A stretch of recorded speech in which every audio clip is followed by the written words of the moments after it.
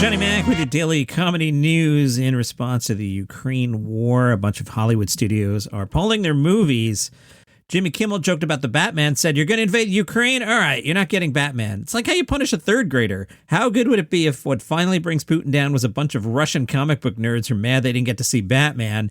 He said in response to Russia, Universal could re-release Cats there. Trevor Noah said, if you really want to punish Russia, you shouldn't just block new movies. They should re-release old movies, but without any of the good parts.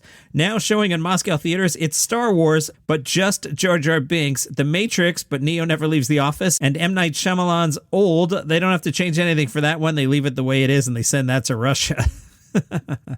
Al Franken doing the only former U.S. Senator currently on tour. That's a tongue twister. He's at the State Theater in Portland, Oregon, tonight, 8 p.m., The Press Herald asked him, what are your thoughts on Ukraine President Volodymyr Zelensky, who, like you, was a comedian? Franken said, he's doing great now. I loved when we offered to get him out. And he said, we need arms, not a ride.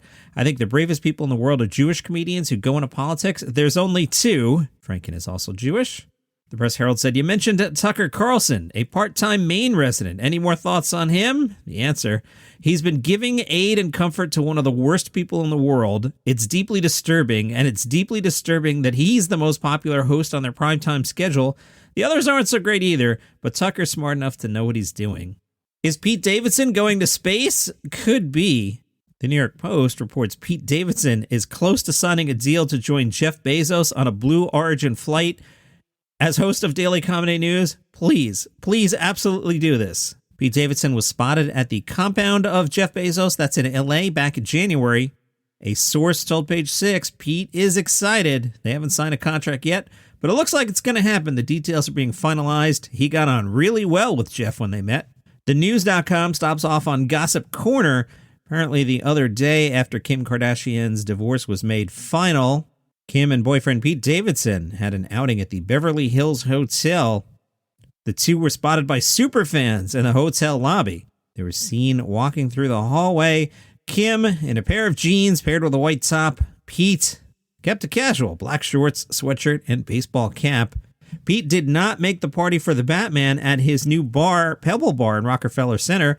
The Batman, Robert Pattinson, threw a top-secret after party at Pebble Bar. A spy told Page 6, I heard a lot of Kanye records. Not many people knew about this party, but most of the music being played was Kanye. Sources told Page 6, Pete didn't attend because he was stuck on set filming.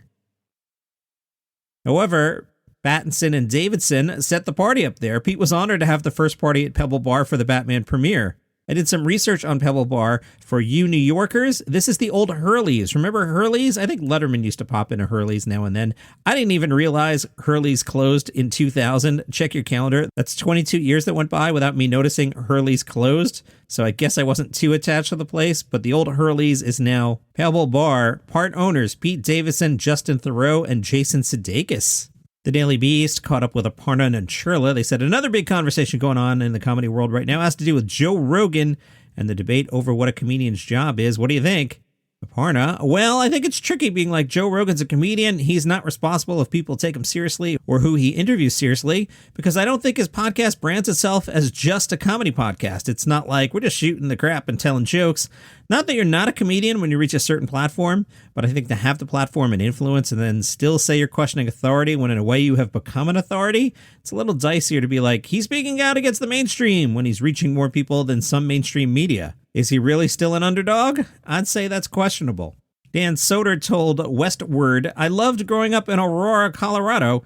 I always disliked that it got a bad name. It's just that I always thought that people from Denver were a little snobby about it. Now it's funny with all these people moving to Colorado. Aurora is one of the only places they can afford. I like reminding people that when I come back. It's like, remember that place you used to dump on all the time?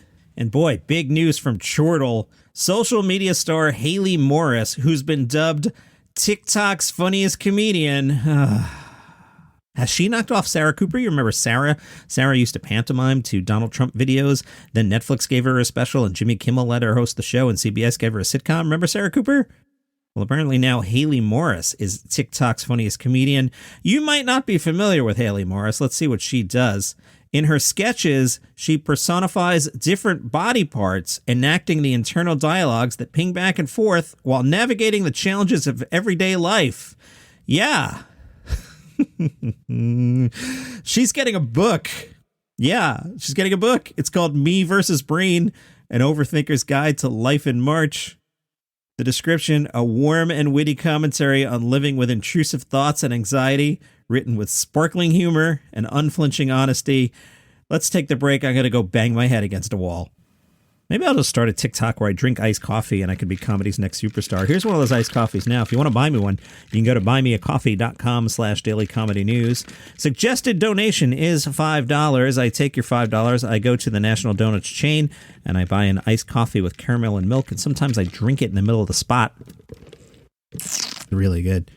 Buymeacoffee.com/dailycomedynews. And that's my new TikTok. It'll be me making those disgusting sounds, but you'll be able to see me doing it.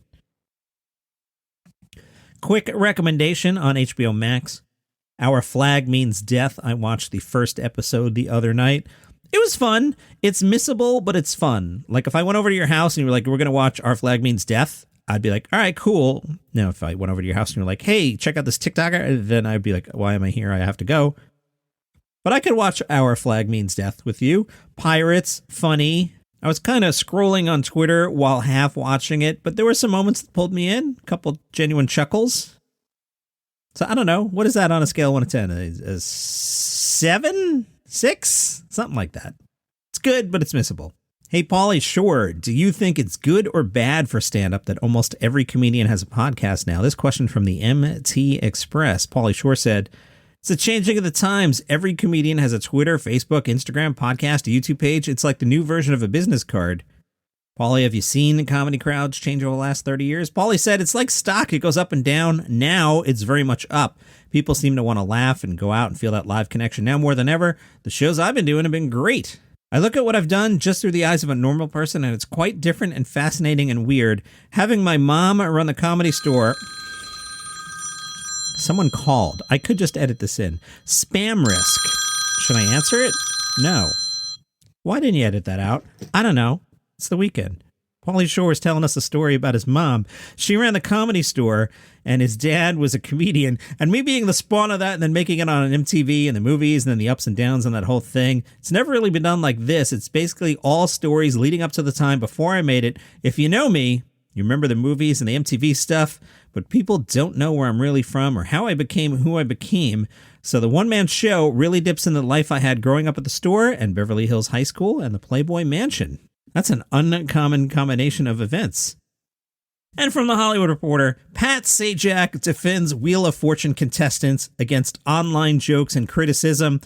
Before I even read the story, Pat Sajak, let me just tell you, I'm part of the online jokes and I'm part of the criticism. If you missed this, Pat Sajak went on Twitter to support not one, not two, 3 players from the March 1st episode of Wheel of Fortune who took several rounds to solve what social media users perceived as a simple puzzle. They were like 2 letters away from solving the puzzle Feather in Your Cap. The contestants, Laura, Christopher, and Thomas, took a total of 8 turns and 10 attempts to solve the puzzle. Laura initially tried to solve it as another feather in your hat, which really isn't a phrase. Pat Sajak said, it always pays me when nice people come on our show to play a game, win some money, and maybe fulfill a lifelong dream, and then are subject to online ridicule when they make a mistake or something goes awry. Last night's Feather in Your Cap puzzle was a case in point. Sitting at home, it seems incredible that they couldn't solve it, but I knew in real time what was happening. Now imagine you're on national TV and you're suddenly thrown a curve and you begin getting worried about looking stupid. And if the feather is in your hat, where can it be? You start flailing away looking for alternatives rather than synonyms for hat. It's a 3-letter word with an A in it, guys. Come on. And of course, when it's solved, you want to crawl in a hole. Sajak says he's been praised for keeping it together and not making fun of the players. Sajak says mocking them online and calling them names doesn't understand the stress the show's good people in a bad situation are under from the comfort of your couch. It's almost like being on Wheel of Fortune is being in Ukraine. Good-natured laughter is one thing. Heck, they laughed at themselves, but hey, cut them some slack. I have fun with players and I tease them occasionally. When things go wrong, I feel for them. And I try to solve the wounds on camera and off. So yeah, it was an oddly entertaining puzzle. And it's okay to laugh at the situation, but have a little heart. Pat, I agree with you. It's okay to laugh at the situation. Pat leaves us with these words of wisdom. After all, you may be there one day, and no one wants to be trending on Twitter. Actually, I want to be trending on Twitter. Can we get Comedy Podcast Take Shot at Pat Sajak trending on Twitter? Can you guys make that happen? Please do. That's your comedy news for today. Follow the show on Apple, Google, Spotify, the rest. And don't forget, let's get trending on Twitter. Comedy Podcast Takes Shot at Pat Sajak, and be sure to include the download link. See you tomorrow.